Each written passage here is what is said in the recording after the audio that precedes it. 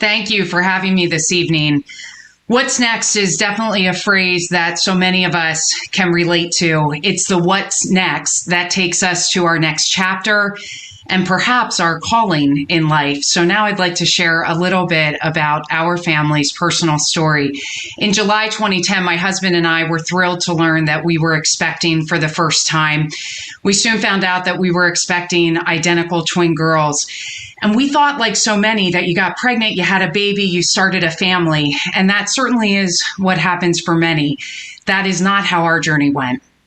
Our daughters were due March 8th of 2011, and everything was going along smoothly until November 9th of 2010. I was working at the Franklin Institute at the time. Something didn't feel right. And I called the doctor and said, hey, something's not right. They said, come in, we'll check you out, make sure everything's okay.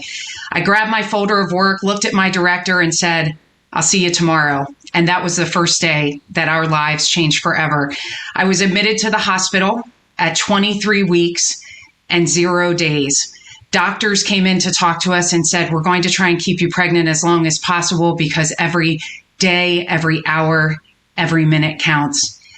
And what was next for our family was trying to stay pregnant. We had planned to spend Thanksgiving in that hospital room, the holidays, and to kick off the new year because our daughters were not due for another several months.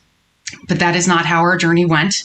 And just 5 days later, Claire Josephine and Mary Gladys joined us at 23 weeks and 5 days. Claire weighed 1 pound, 2 ounces, and Mary weighed 1 pound, 4 ounces. And our what's next was being launched into the overwhelming, isolating, unknown world of the neonatal intensive care unit. We started each day with the motto, one day at a time, because we truly did not know what each day would bring. And just 14 days later, our daughter Mary, our stronger twin at birth, she earned her wings.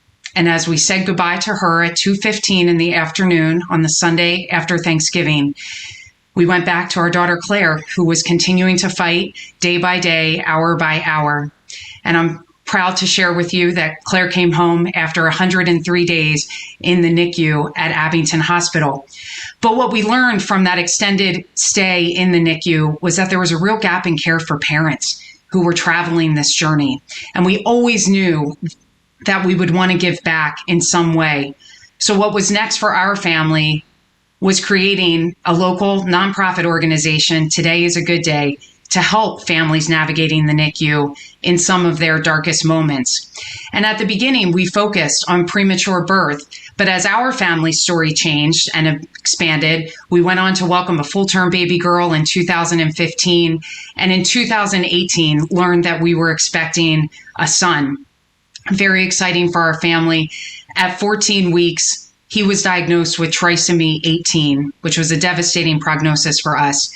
We knew that our son would pass away after he was born.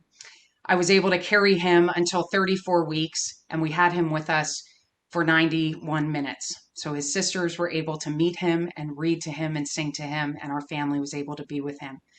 But what we learned from that experience was that we wanted to make sure that the work we were doing with Today is a Good Day was not only helping families who experienced premature birth, but families who experienced the NICU, chromosomal abnormalities, issues with digestion or respiratory challenges.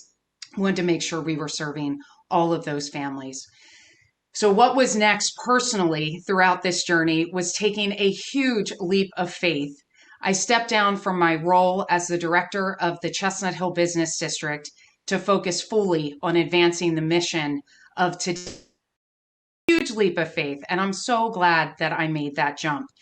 We were able to expand our reach to serve NICU families in 10 hospitals throughout the greater Philadelphia region and beyond. We've been able to launch a podcast series, pivot our programs during COVID-19 to serve families virtually, and we have a lot more in the works. But I think the biggest lesson that I've learned from what's next is you never know where that chapter is going to take you.